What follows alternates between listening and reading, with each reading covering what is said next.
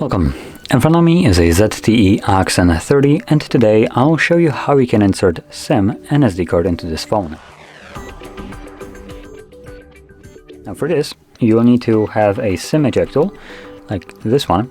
Now they come provided with the device in the box, so you can get it from there, though usually it would look something more like this. Now if you can find it, you can also grab a paper clip, straighten out one of the ends, and it should work just as well, hopefully.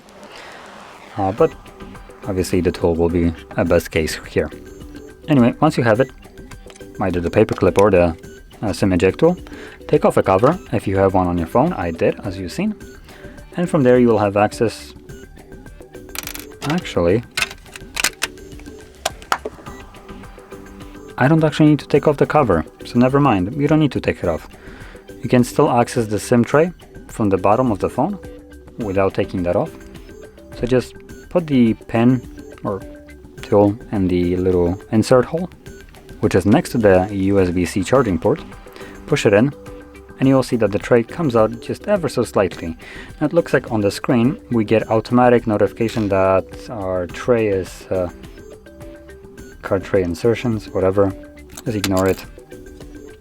Now on here you'll have space for SIM card and SD card, or two different SIM cards.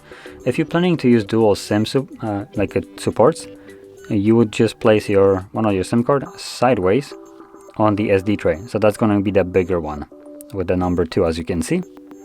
The number 1 only takes SIM card.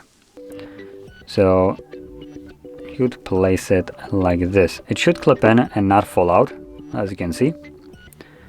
But assuming you're going to be using one of each, like I am, you can move it over to this tray, the dedicated tray for the SIM card, and then flipping it back over.